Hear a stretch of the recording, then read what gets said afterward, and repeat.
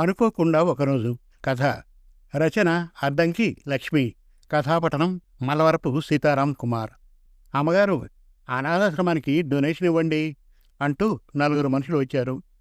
వీధి గుమ్మంలో ఉన్న మా ఆవిడకి వెంటనే కోపం వచ్చింది.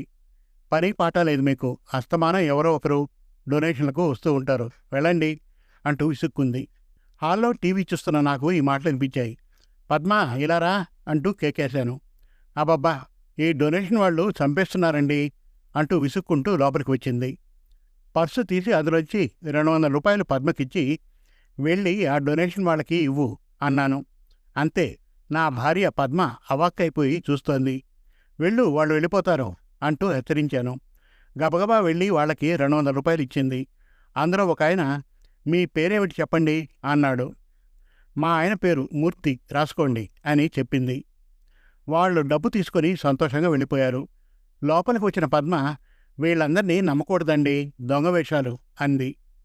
పర్వాలేదులే పద్మ, మనం కూడా అప్పుడప్పుడు దానం చేయాలి కదా పేదవాళ్ళకి అన్నాను నేను. ఈసారి పద్మ ఆశ్చర్యపోయింది.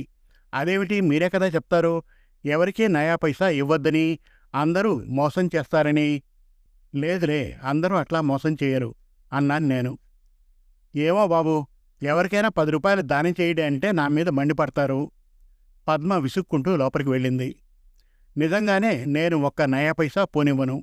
నా దృష్టిలో అందరూ మోసగాళ్ళు అని. బీదవాళ్ళకు కూడా నయా పైసా వెయ్యను. కనీసం జాలి, సానుభూతి, దయ కూడా చూపను. ఎన్నో సంవత్సరాలు అలాగే గడిపాను. ఇప్పుడు నాలో కొంచెం మార్పు వచ్చింది. ఈ విషయం పద్మకి ఇంకా తెలియదు. నాలో కాస్త మానవత్వం, మంచితనం చోటు చేసుకుంది. అందుకే ఈ మార్పు.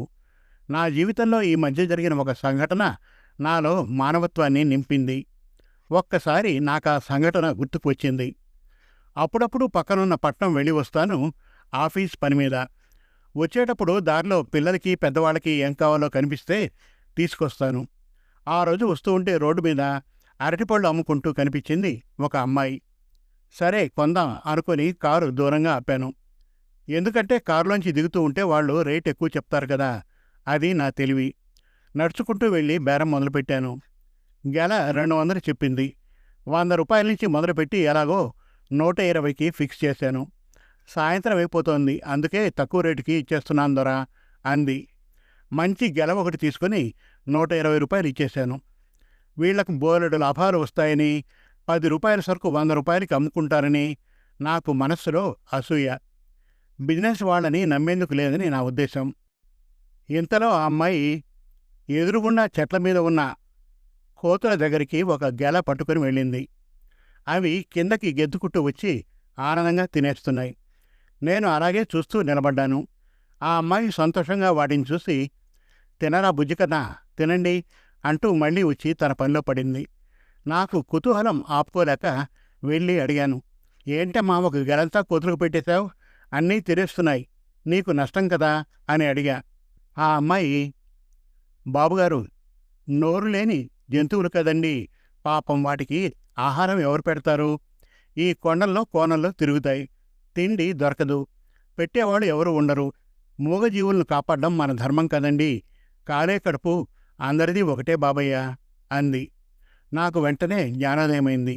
నా ఆలోచనలు తలుచుకుంటే నాకే అసహ్యమైంది.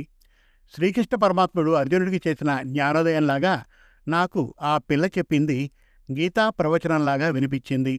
వెంటనే నాలో ఉన్న కుత్సిత స్వభావానికి సిగ్గుపడ్డాను. చిన్న పిల్ల, దానికున్న పరిజ్ఞానం నాకు లేదు. ఆ గెల గురించి ఎంత బెర చేశాను. మనసంతా ఆవేదన అయింది. వెంటనే పర్సు తీసి 300 రూపాయలు ఇచ్చాను. ఆ పిల్ల ఆశ్చర్యపోయింది. ఇంతెందుకు బాబయ్య, వద్దొద్దు అంటూ సిగ్గుపడింది. పర్వాలేదు తీసుకో, ఈసారి మళ్ళీ ఎప్పుడైనా కోతులకు పెట్టినప్పుడు నా పేరు మీద అరటిపళ్ళు పెట్టు అని చెప్పాను. మనసుకి ఎంతో సంతృప్తిగా ఫీల్ అయ్యాను. కారెక్కి ఇంటికి వచ్చాను. ఒక మంచి పని చేశానని సంతోషంగా. మంచి మనసుకి పేద గొప్ప, చిన్న పెద్ద తారతమ్యాలు ఉండవు. మంచితనం ఎవరి దగ్గర నుంచైనా సరే చూసి నేర్చుకోవాలి. అనుకోకుండా ఈ సంఘటనతో నాలో చాలా మార్పు వచ్చింది. మంచితనం, మానవత్వం మేల్కొల్పింది ఆ పిల్ల. సమాప్తం. మరిన్ని చక్కటి కథల కోసం, కవితల కోసం, వెబ్ సిరీస్ కోసం మనతెలుగుకథలు.com విజిట్ చేయండి. Thank you.